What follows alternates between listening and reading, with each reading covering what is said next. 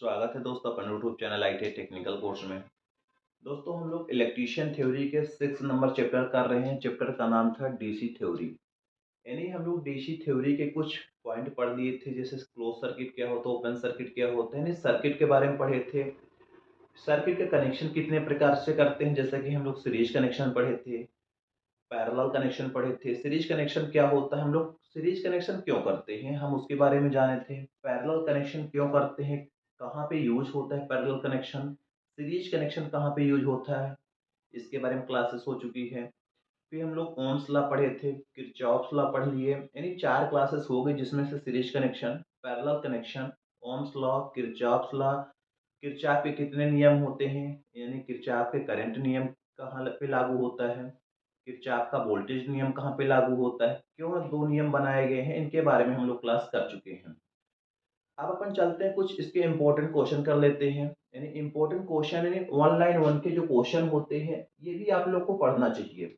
Important question होते हैं। इससे जो आपने थ्योरी पढ़ा, जो आपने को मैंने थ्योरी पढ़ाया, यदि उसको नोट्स किए होगे, नोट्स बना लिए होगे, या जब उसको पढ़ लोगे तो इसको पढ़ोगे तो सारा आपके डाउट क्लियर हो जाएंगे। क्या होता है, बच्चों को डाउट बहुत होता है कि सीरीज कनेक्शन क्यों करें, सीरीज में धारा का मान बराबर होता है या वोल्टेज का मान बराबर होते है, सारी चीजें हम लोग क्लियर कर चुके हैं। अब उसी से रिलेटेड अपन क्वेश्चन कर लेंगे, अब और आपका क्लियर हो जाएगा। तो आज की जो क्लास है, हम लोग सिर्फ 15 से 20 क्वेश्चन ऐसे हैं जो इम्पोर्टेंट क्वेश्चन हैं, जो आपके एग्जाम पे, आपके इंटरव्यू पे हर जगह ऐसे क्वेश्चन पूछे जाते हैं। तो यदि आप लोग पढ़ाई कर रहे हो, कहीं भी इंटरव्यू की तैयारी कर रहे हो, कंपटीशन एग्जाम की तैयारी कर रहे हो, तो ये सारे क्वेश्चन आपको आना चाहिए। ऐसे क्वेश्चन आप लोग से बनना चाहिए, क्योंकि हर एक एग्जाम पे कहीं ना कहीं छोटे छोटे क्वेश्चन यहीं से उठाता है, आप लोग को पता नहीं होता, जो कि आपका छूट जाता है। चलते हैं, अब आपके 20 क्वेश्चन जो है, 15 से 20 क्वेश्चन उसको देख लेते हैं, जो इम्पोर्टेंट क्वेश्चन है। ये सिर्फ 1 लाइन के क्वेश्चन है। फिर इसके बाद हम लोग इसी चैप्टर के ऑब्जेक्टिव करेंगे। ऑब्जेक्टिव करने से आपको ये भी पता चल जाता है कि जो 4 ऑप्शन होते हैं उसमें से सही कौन सा होता है, सही कौन सा बैठ रहा है, वो भी क्लियर कर देंगे। इसके बाद हम लोग ऑब्जेक्टिव करेंगे। थ्योरी की क्लास हो चुकी है इस चैप्टर की।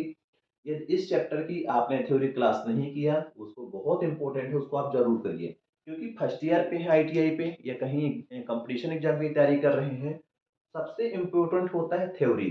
यदि आपने थ्योरी के नोट्स प्रॉपर बना लिए हैं, यदि नोट्स नहीं बनाए उसको जरूर बनाइए, क्योंकि नोट्स ही मेन होता है। किसी भी कंपटीशन एग्जाम को फाइट करने के लिए हम लोग नोट्स का रिवीजन कर लेते हैं, फिर सीधे जाके पेपर दे लेते हैं। ठीक, तो अब चलते हैं सीधे, अपन 1 लाइन 1 के क्वेश्चन करते हैं, जो कि हमारी तरफ से इम्पोर्टेंट क्वेश्चन है। अब ये देखते हैं पहले नंबर क्वेश्चन क्यों चलते हैं। हमारा पहला नंबर क्वेश्चन है, विद्युत धारा के लिए तैयार किया गया बंद एवं पूर्ण मार्ग विद्युत परिपथ कहलाता है। यानी विद्युत धारा के लिए, विद्युत फ्लो होने के लिए एक क्लोज सर्किट बनाया गया, बंद परिपथ बनाया गया, जिसमें से धारा प्रवाहित हो सके, उसको विद्युत परिपथ यानी इलेक्ट्रिक सर्किट कहते हैं। हमने बताया था कि यदि एक आपके पास लैंप है, आपने लैंप को जलाया और यहाँ से आपने सप्लाई दिया लैंप में, पता चला कि आपका यदि लैंप जल रहा है, इसको बोला जाता है कंप्लीट सर्किट। यानी इसमें से वोल्टेज हमारे लोड तक पहुंच रही है, इसी को बोला जाता है बंद सर्किट यानी क्लोज सर्किट। ऐसा सर्किट जिसमें से हम विद्युत सप्लाई देने पर हमारा सर्किट यानी ये जो लैंप है, ये लैंप हमारा ग्लो कर रहा है। क्या कर रहा है, ये लैंप हमारा जल रहा है। जब यहाँ से मैंने सप्लाई दिया, जब यहाँ से मैंने सप्लाई दिया, तो यदि हमारा ये लैंप जल रहा है, तो ऐसा जो सर्किट होता है, इस सर्किट को बोला जाता है बंद परिपथ या कंप्लीट सर्किट। ठीक, कंप्लीट सर्किट का मतलब होता है जहां भी हम कहीं लोड लगाए हैं और यहाँ से सप्लाई दिए, वो लोड हमारा काम करने लगा, उसको बोला जाता है कंप्लीट सर्किट। यानी हमारी सर्किट कंप्लीट है, तभी तो हमारे मोटर, मशीन या बल्ब, लैंप, कूलर, पंखा जो भी है चल रहा है। अगला है, श्रेणी परिपथ में धारा समान तथा समानांतर परिपथ में धारा का मान भिन्न भिन्न होता है। हमने जब सीरीज कनेक्शन पढ़ा था, सीरीज कनेक्शन में यही पढ़ा था कि हम लोग सीरीज कनेक्शन क्यों करते हैं, क्योंकि जो सीरीज कनेक्शन में धारा का मान समान होता है सभी जगह, मगर जो पैरेलल कनेक्शन होता है उसमें धारा का मान अलग अलग होता है, यानी भिन्न भिन्न होता है। मैंने आपको ये भी बताया था कि सीरीज कनेक्शन का मतलब ये होता है कि हमारे सारे जो लैंप हैं ये सीरीज में लगे हैं। यहाँ से मैंने पॉजिटिव दिया, यहाँ से मैंने नेगेटिव दिया, ये हमारा काम करना चालू किया। तो सीरीज में जो आई होती है यानी धारा जो होती है वो इक्वल होती है सभी लोड में। श्रेणी परिपथ में धारा समान तथा समानांतर परिपथ में धारा अलग अलग होती है। जब मैंने आपको पढ़ाया था कि सीरीज जो कनेक्शन होता है, हम लोग सीरीज कनेक्शन वहां करते हैं जहां पर हमें करंट का मान बराबर चाहिए। यानी ऐसा जगह ऐसा लोड जहां पे करंट का मान बराबर जरूरी है या चाहिए होता है, वहां पर हम लोग सीरीज कनेक्शन करते हैं। कुछ ऐसे जगह होती हैं जहां पे करंट का मान अलग अलग जरूरत पड़ती है, वहां पे हम लोग पैरेलल कनेक्शन करते हैं। या ऐसा जगह जहां पे वोल्टेज का मान बराबर चाहिए होता है, वहां पे हम लोग पैरेलल कनेक्शन करते हैं। यानी सीरीज कनेक्शन में करंट का मान बराबर रहता है, पैरेलल कनेक्शन में वोल्टेज का मान बराबर होता है। पैरेलल कनेक्शन मैंने आपको पैरेलल के बारे में भी बताया था कि जो हमारे जो पैरेलल का मतलब होता है कि सभी लोड को सेपरेट वोल्टेज दी जाती है, अलग से वोल्टेज दी जाती है। यानी इसी को लैंप को हम अलग से दिए, ये होता है हमारा पैरेलल कनेक्शन। यहाँ मैंने पॉजिटिव जा रहा है, यहाँ नेगेटिव जा रहा है, तो सभी को अलग अलग से पॉजिटिव नेगेटिव मिल रहा है। मगर यहाँ एक टाइप से नेगेटिव एक साइड से पॉजिटिव मिल रहा है सीरीज कनेक्शन में। पैरेलल पे सभी डिवाइस को सभी लोड को अलग अलग से वोल्टेज मिल रहा है, यानी इसमें वोल्टेज जो होती है सप्लाई वोल्टेज के बराबर होती है। क्लियर? सीरीज कनेक्शन में करंट का मान बराबर होता है, पैरेलल कनेक्शन में वोल्टेज का मान बराबर होता है। पैरेलल में करंट का मान अलग अलग होता है, सीरीज में जो वोल्टेज होती है बढ़ जाती है, अलग अलग होती है। मैंने जब थ्योरी बताया था तो बहुत अच्छे समझाया था, यदि आपने थ्योरी क्लास किया होगा सीरीज कनेक्शन के तो आपको इस क्वेश्चन पे डाउट नहीं रहेगा। अगले क्वेश्चन की ओर चलते हैं। हमारा अगला क्वेश्चन है कि जिस परिपथ में धारा प्रवाहित ना हो रही हो, यानी कोई एक मैंने सर्किट बनाया, उस सर्किट में यदि धारा प्रवाहित ना हो रही हो अर्थात उसका प्रतिरोध अनंत हो, वह खुला परिपथ कहलाता है। खुला का मतलब होता है ओपन, खुला का मतलब होता है ओपन, ओपन सर्किट। ऐसा परिपथ या ऐसी सर्किट जिसमें से धारा नहीं प्रवाहित हो रही है, उस सर्किट को हम लोग ओपन सर्किट कहते हैं। ओपन सर्किट का प्रतिरोध जो होता है अनंत होता है, यानी इन्फिनिटी होता है। जैसा कि मैंने यहाँ पे एक सर्किट बनाया, इस सर्किट में मैंने सप्लाई दिया और पता चला कि हमारा ये लैंप कहीं ना कहीं से ओपन हो गया। मान लो यहाँ से ओपन है, वायर जुड़ा नहीं है, उस सर्किट को ओपन सर्किट कहते हैं। और ओपन सर्किट में जो प्रतिरोध का मान होता है इन्फिनिटी होता है, अनंत होता है, और करंट का मान 0 हो जाता है। भाई आपको भी पता है कि हमारे पास ये वायर है, इस वायर को मैंने यहाँ पे टच किया था, करंट जा रही थी, अब यहाँ से हटा दिया, दूर दूर कर दिया, करंट नहीं फ्लो होगी, तो मतलब करंट का मान यहाँ पे 0 हो गया। और यहाँ पे जब मैंने देखा तो यहाँ पे मैंने देखा तो रेजिस्टेंस का मान अनंत मिला।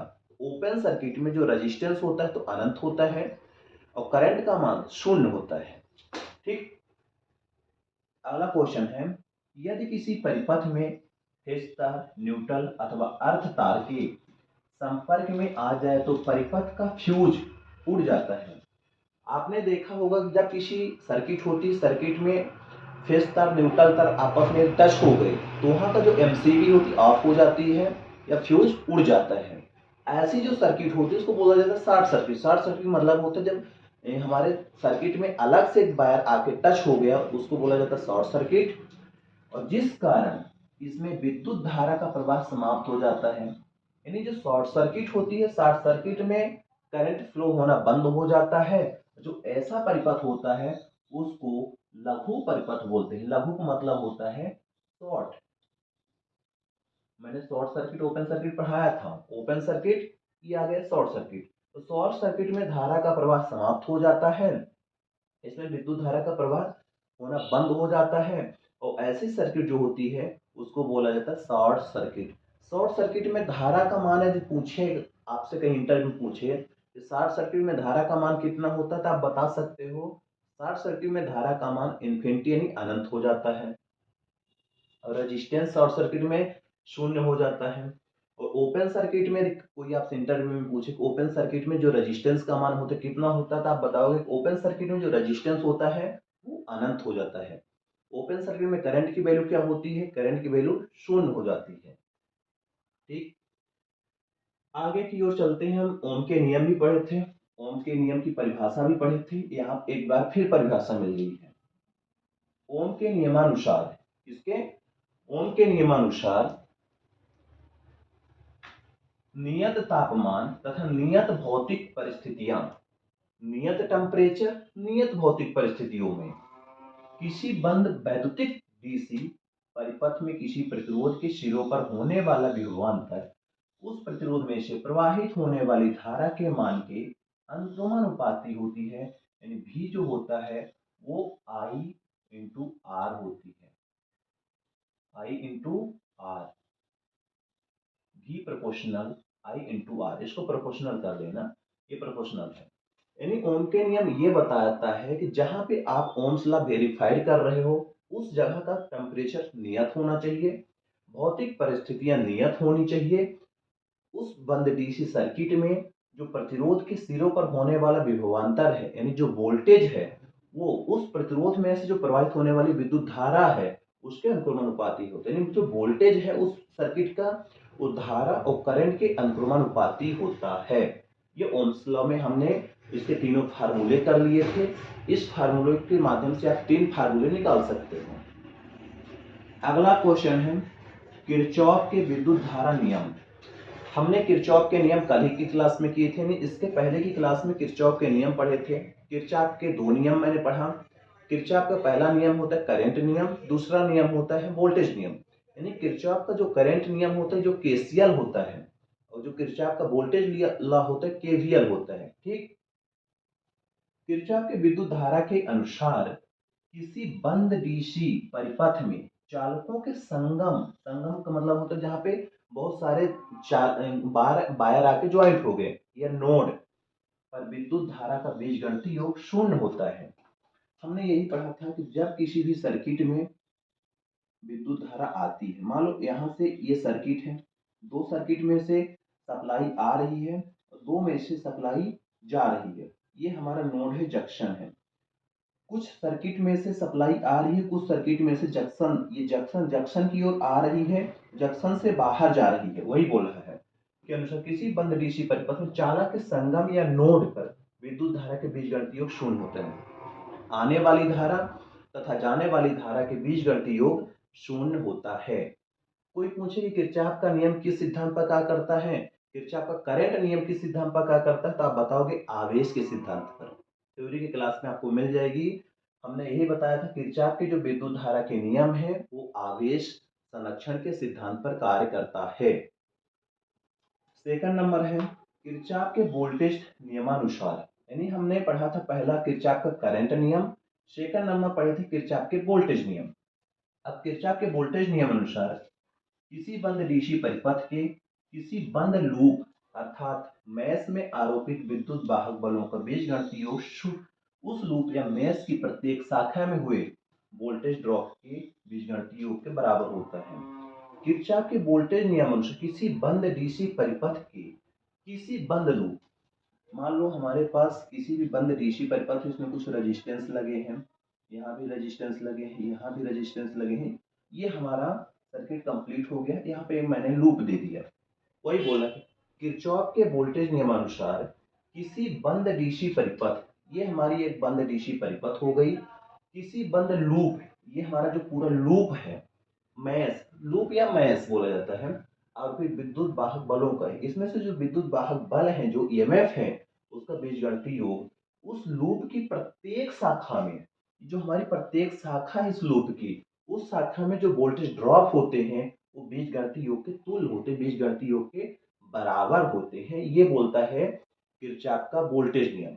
किरचॉफ का वोल्टेज नियम जो होता है ऊर्जा संरक्षण के सिद्धांत पर कार्य करता है, क्योंकि हर जगह इंटरव्यू में यही पूछा जाता है किरचॉफ का करंट नियम किस सिद्धांत पर कार्य करता है, तो स्टूडेंट नहीं बता पाते। भाई आपको मालूम होना चाहिए किरचॉफ का जो करंट लॉ होता है वो आवेश के सिद्धांत पर कार्य करता है, किरचॉफ का जो वोल्टेज लॉ होता है ऊर्जा संरक्षण के सिद्धांत पर कार्य करता है।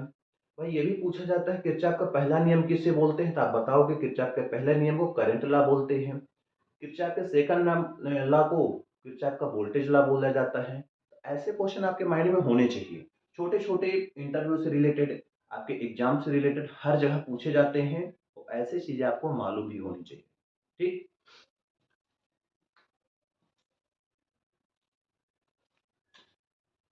अगले क्वेश्चन की ओर चलते हैं। अगला क्वेश्चन ये है,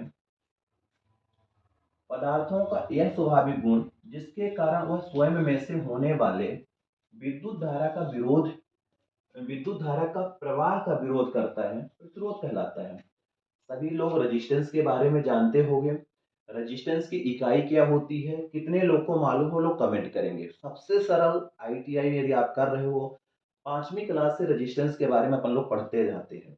यानी रेजिस्टेंस क्या होता है, रेजिस्टेंस की इकाई क्या होती है, रेजिस्टेंस का प्रतीक क्या होता है। आप लोग जरूर कमेंट करिए कि रेजिस्टेंस का इकाई और रेजिस्टेंस का प्रतीक क्या होता है। आपने यदि रेजिस्टेंस के बारे में पढ़ा होगा तो जरूर बता पाएंगे। ठीक, वही बोल रहा है कि पदार्थों का यह स्वाभाविक गुण जिसके कारण वह स्वयं में से प्रवाहित होने वाली विद्युत धारा प्रवाह का विरोध करता है, प्रतिरोध कहलाता है। अगला है, प्रतिरोध का मापन ओम मीटर द्वारा किया जाता है। यदि आपसे कोई भी पूछे कि प्रतिरोध को हम लोग किसमें मापते हैं, आप बता सकते हो कि प्रतिरोध को हम लोग ओम मीटर द्वारा नापते हैं। किसी का रेजिस्टेंस कितना है काहे से नापोगे, वही तो बता रहा है कि प्रतिरोध का मापन ओम मीटर द्वारा मापा जाता है। अगले क्वेश्चन की ओर चलते हैं। किसी चालक का प्रतिरोध उसकी लंबाई के अनुक्रमानुपाती तथा उसके अनुप्रस्थ काट के क्षेत्रफल के व्युत्क्रमानुपाती होता है। किसी चालक का जो प्रतिरोध होता है, कोई भी चालक है, किसी चालक का प्रतिरोध उसकी लंबाई के अनुक्रमानुपाती तथा उसके अनुप्रस्थ काट के क्षेत्रफल के व्युत्क्रमानुपाती होता है। ये चीज मालूम होना चाहिए। यानी किसी चालक का प्रतिरोध उसकी लंबाई के अनुक्रमानुपाती, यानी हम चालक की यदि लंबाई बढ़ा रहे हैं तो रेजिस्टेंस का मान बढ़ेगा। यानी रेजिस्टेंस प्लस होगा जब हम वायर की लंबाई को बढ़ाएंगे। किसी चालक का प्रतिरोध उसकी लंबाई के अनुक्रमानुपाती तथा उसके अनुप्रस्थ काट क्षेत्रफल के व्युत्क्रमानुपाती। यदि हम चालक की मोटाई बढ़ाते हैं तो रेजिस्टेंस की वैल्यू घटती है। यानी जब चालक की लंबाई बढ़ाते हैं तो रेजिस्टेंस की वैल्यू बढ़ती है, चालकता घटती है। जब हम लोग वायर की मोटाई को बढ़ाते हैं, रेजिस्टेंस की वैल्यू कम होती है, चालकता बढ़ती है, यानी चालकता का मान ज्यादा होता है। अगले क्वेश्चन की ओर चलते हैं। अगला क्वेश्चन है, किसी चालक के तापमान में, कोई भी कंडक्टर है, कोई भी चालक है, किसी चालक के तापमान में 1 डिग्री सेंटीग्रेड की वृद्धि होने पर उसके प्रतिरोध में होने वाले परिवर्तन को उस चालक का ताप गुणांक कहते हैं। किसी चालक के तापमान में 1 डिग्री सेंटीग्रेड की वृद्धि होने पर उसके प्रतिरोध में होने वाले जो परिवर्तन होता है उसी को बोला जाता है चालक का ताप गुणांक। क्या होता है कि यदि आपसे कहीं भी पूछा जाए कि ये बताओ कि हमारे पास 1 मीटर का वायर है, तो उस टाइम पे 5 ओम रेजिस्टेंस है, हमने क्या कर दिया, उस जो वायर है वायर की लंबाई को 2 मीटर कर दिया। पहले 5 ओम था, अब बताओ कितने ओम रेजिस्टेंस होगा, तो आपको खट से जवाब देना चाहिए सर 10 ओम होगा। क्यों, क्योंकि हम चालक की यदि लंबाई बढ़ा रहे हैं तो हमारी रेजिस्टेंस की मान बढ़ेगी। यदि वहीं पे पूछा जाए कि यदि बताओ हमारे जो 5 mm मोटा वायर था, उस टाइम पे 5 ओम का रेजिस्टेंस था, जब हमने उसको 10 mm मोटा कर दिया तो उस टाइम पे रेजिस्टेंस क्या होगा, तो आप बताओगे 2.5 mm, 2.5 ओम, यानी आधा हो जाएगा। यानी हम चालक की यदि मोटाई बढ़ा रहे हैं तो रेजिस्टेंस घटेगा, चालक की लंबाई बढ़ा रहे हैं रेजिस्टेंस की वैल्यू बढ़ती है। ऐसे क्वेश्चन हर जगह पूछे जाते हैं, आप लोग से मालूम होना चाहिए। नेक्स्ट क्वेश्चन की ओर चलते हैं। हमारा अगला क्वेश्चन है, यदि ताप गुणांक का मान धनात्मक है, पॉजिटिव है, यदि ताप गुणांक का मान धनात्मक है तो तापमान वृद्धि से पदार्थ का प्रतिरोध, यदि तापमान का मान धनात्मक है तो तापमान वृद्धि से पदार्थ का जो प्रतिरोध होता है वो बढ़ता है। जबकि यदि मान ऋणात्मक होने पर टेम्परेचर में वृद्धि से पदार्थ का जो प्रतिरोध होता है वो माइनस हो जाता है। ठीक, ताप गुणांक का मान धनात्मक है तो तापमान वृद्धि से पदार्थ का प्रतिरोध बढ़ता है। जैसे हमारे पास कोई वायर है, कोई कॉइल है, उसका टेम्परेचर पहले कम था, रेजिस्टेंस भी कम हुआ। जब उस कॉइल का जो टेम्परेचर है जब बढ़ा तो उसका प्रतिरोध का मान भी बढ़ने लगा। यानी हमें ये पता चला कि वायर की जो टेम्परेचर है यदि वो बढ़ रहा है, तापमान यदि बढ़ रहा है तो रेजिस्टेंस की वैल्यू भी बढ़ेगी। ये चालक होता है। यदि तापमान का मान धनात्मक है तो तापमान वृद्धि से पदार्थ का प्रतिरोध बढ़ता है, जबकि मान ऋणात्मक होने पर तापमान वृद्धि से पदार्थ का प्रतिरोध घटता है।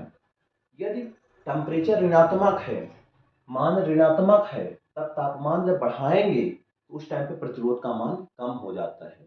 बहुत सरल क्वेश्चन, बहुत इजी, और हर जगह ऐसे क्वेश्चन पूछे जाते हैं। अगले क्वेश्चन क्यों चलते हैं। चालक का मात्रक सीमेन या मोह होता है। सबको मालूम है जो चालक होता है, चालक का मात्रक सीमेन या मोह होता है। अगला है विशिष्ट प्रतिरोध का विपरीत प्रभाव विशिष्ट चालकता कहलाता है। विशिष्ट यानी स्पेसिफिक प्रतिरोध का जो विपरीत प्रभाव होता है, स्पेसिफिक कंडक्टेंस होती है, चालकता होती है।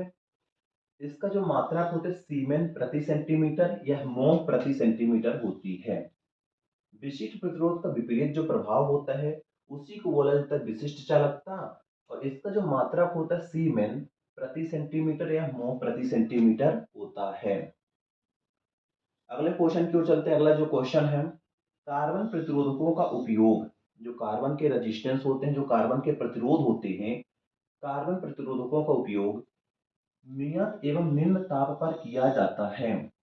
कार्बन के जो प्रतिरोध होते हैं नियत ताप यानी निम्न मान पर करते हैं। जो कार्बन के हम लोग रेजिस्टेंस बनाते हैं तो कम मान की, कम वैल्यू के लिए बनाते हैं, मगर जो अत्यधिक तापमान संवेदी होते हैं, मगर वो जो अत्यधिक तापमान को संवेदी करते हैं। अगला है वायर बाउंड प्रतिरोध की, वायर बाउंड प्रतिरोध की विद्युत धारा वहन क्षमता वोल्टेज कार्बन प्रतिरोध की अपेक्षा ज्यादा होती है। वायर बाउंड प्रतिरोध की विद्युत धारा वहन क्षमता वाटेज कार्बन प्रतिरोध की अपेक्षा ज्यादा होती है। अगला क्वेश्चन है प्रतिरोधकों का वह संयोजन यानी रेजिस्टेंस का ऐसा संयोजन जिसमें से विद्युत धारा प्रवाह का केवल एक ही मार्ग उपलब्ध हो, उसको बोला जाता है श्रेणी संयोजन। हमने बताया था श्रेणी कनेक्शन, सीरीज, ऐसा कनेक्शन जिसमें से विद्युत धारा फ्लो होने के लिए केवल एक रास्ता हो, यानी एक ही रास्ता है, उसका बोला जाता है श्रेणी कनेक्शन, सीरीज कनेक्शन। ऐसा सर्किट जिसमें से करंट बहने के लिए एक ही रास्ता हो, उसको बोला जाता है सीरीज कनेक्शन। अगले क्वेश्चन की ओर चलते हैं। हमारा अगला क्वेश्चन है प्रतिरोधकों का वह संयोजन जिसमें सभी प्रतिरोधक एक ही सप्लाई स्रोत के आर पार संयोजित हो, पैरेलल कनेक्शन कहते हैं। हमने बताया था पैरेलल कनेक्शन में एक ही सप्लाई के स्रोत आर पार संयोजित होते हैं, सेपरेट वोल्टेज दी जाती है, उसको बोला जाता है पैरेलल कनेक्शन या समानांतर संयोजन। अगले क्वेश्चन की ओर चलते हैं कि श्रेणी क्रम में संयोजित यानी सीरीज में जो जुड़े होते हैं श्रेणी क्रम में संयोजित प्रतिरोधकों में से एक प्रतिरोध हटाने पर तुल्य प्रतिरोध का मान घटता है। यानी क्या होता है कि मान लो सीरीज में हमारे पास